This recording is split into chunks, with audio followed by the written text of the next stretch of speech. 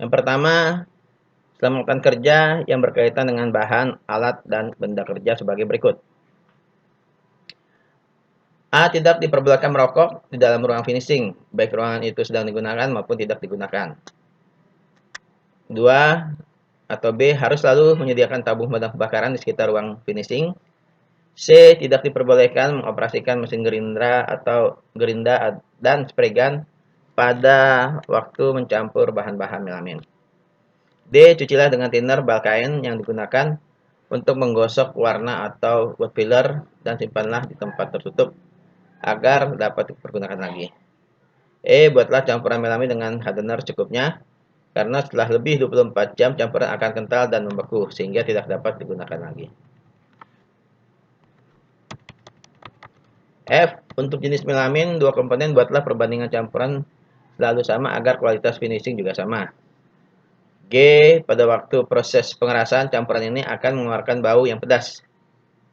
Oleh karena itu, dianjurkan pada waktu penyemprotan dilakukan dalam ruangan yang ventilasinya cukup baik. H. Setelah selesai bekerja, bersihkanlah alat-alat perlengkapan finishing dengan thinner dan tutuplah rapat-rapat bahan-bahan yang mudah menguap dan mudah terbakar. I.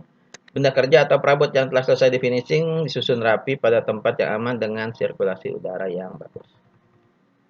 2. Selamatkan kerja yang berkaitan dengan pekerja. Pakailah pakaian kerja pada waktu melaksanakan pekerjaan finishing. B. Waktu mencampur atau menuang bahan-bahan finishing harus hati-hati, jangan sampai kena mata.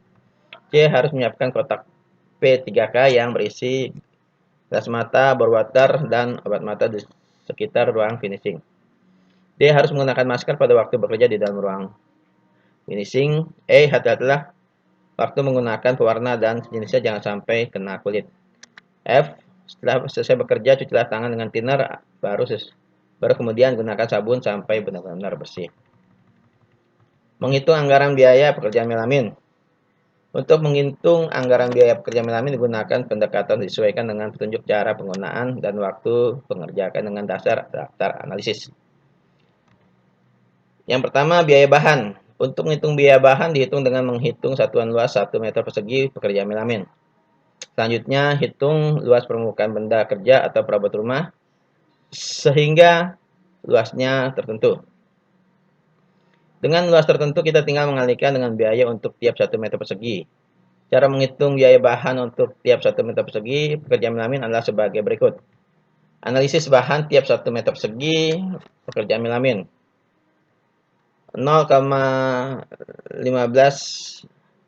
liter melamin ml harganya 19.000 untuk 1 liternya, maka dikali menjadi Rp2.850. Untuk 0,017 liter hardener, 1 liter hardenernya harganya 25.000, maka dikali menjadi Rp425.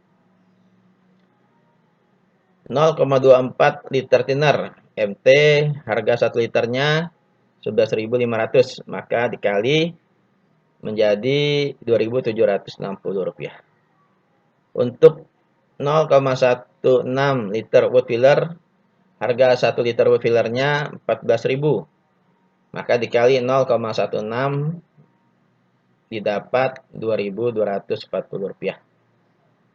Kemudian 0,075 liter melamin SS, 1 liter melamin SS-nya itu 1.500, maka dikali 0,075 liter didapat Rp330. Jumlah harga bahan total Rp10.105. Biaya upah dan biaya pekerjaan.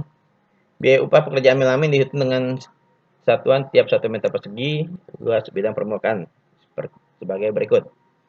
0,5 tukang finishing, harganya untuk proses pengerjaannya 9.000, maka dikali 0,5 menjadi Rp4.500. Biaya upah untuk 1 meter persegi pekerjaan melamin adalah Rp4.500. Untuk meja tulis seperti gambar 2, biaya upahnya adalah berarti 4,35 dikali 4.500 menjadi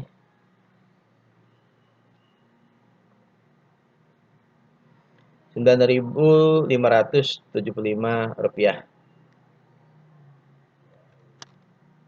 Kemudian